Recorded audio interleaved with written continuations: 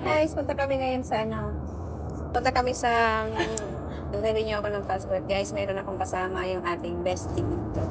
Ayan na, bestie maganda. Hello.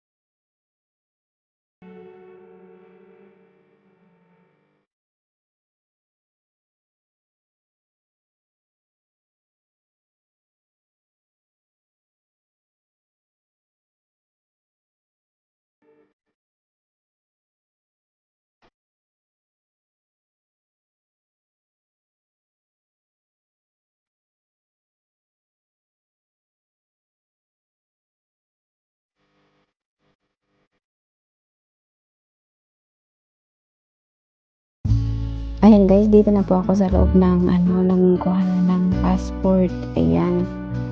Tapos na ako magbayad niya, naghahantay na lang ako. Naghahantay na lang ako na tawagin.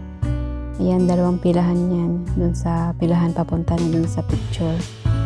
Ayan, pagkatapos ko magbayad ng ayan. Mag-wait ka na dyan. Kala ko kukunti lang ang tao. Pagdating dun sa kuhanan ng picture, sobrang dami ng tao. Ayan, ang tagal ko doon. Inabot ako ng halos 4 na oras kakahantay. Puro halos Pilipino ang ibang mga nandoon, mga kumukuha. Ayan, ang hirap pala pagka nagkaroon ka ng problema sa isang sa isang letra ng inyong passport. Ayun, ang hirap mapalitan. I mean, dito hindi pwedeng magpalit. Ang sistema ngayon, naghantay ako ng naghantay ng halos 4 na oras. Mahigit pa, nagutom na ako ng sobra. Kasi hindi nga ako kumain. Ayun, naghantay ako ng matagal. Akala ko magiging okay na ang lahat. Ayan, nagpicture. Kay walang iba. Tapos, pagdating doon, ayun na nga. Grabe. Nagutuman na, abot na kami ng alas 5 ng gabi. Kakahantay. Sa bandang huli sasabihin na hindi pala sila nagpapalit ng letra. Ayan. Kumpleto naman ako sa requirements, pero hindi nila tinanggap kasi kailangan ko daw pumunta sa Riyadh Embassy or sa Pilipinas. Ayun, pagdating ko sa bahay, ayan, nagka-problema na. Tapos yun na nga, hantay-hantay, picture. Eh wala eh. Ayan, pagdating ko doon sa magpipicture na nga sa akin, nagtanong na ako, sabi ko, pwede ba ako ma-renew ko to na napalitan ang pangalan ko?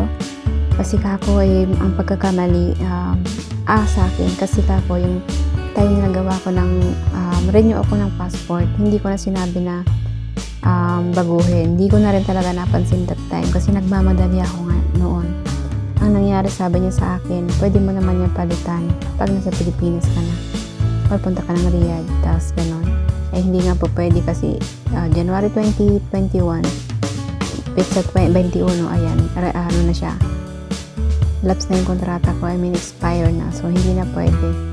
Bumalik ako doon, sabi ng nanay ko, mahihirapan. So ayun na nga, ginawa ko, kinuha ko ulit yung bayad ko. Ayun, binawi ko yung bayad ko kasi gusto ko pumunta na lang sa Riyadh or something. Ayun na nga. Umuwi kaming luhaan. Naghantay sa wala, nagutuman. Ayun. Yun na nga experience na talagang nagsayang lang ng oras. Walang nagawa, kundi tanggapin ang katotohanan na fail. Diba?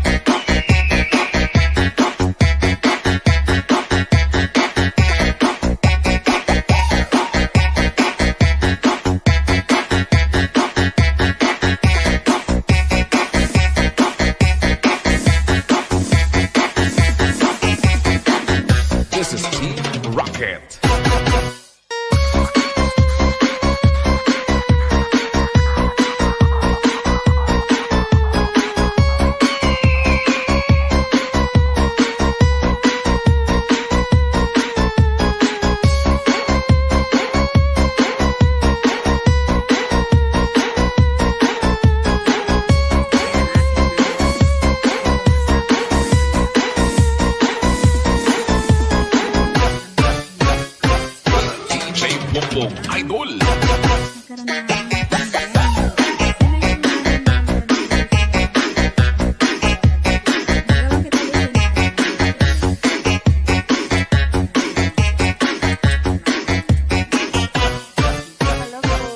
Iloilo Beats Club.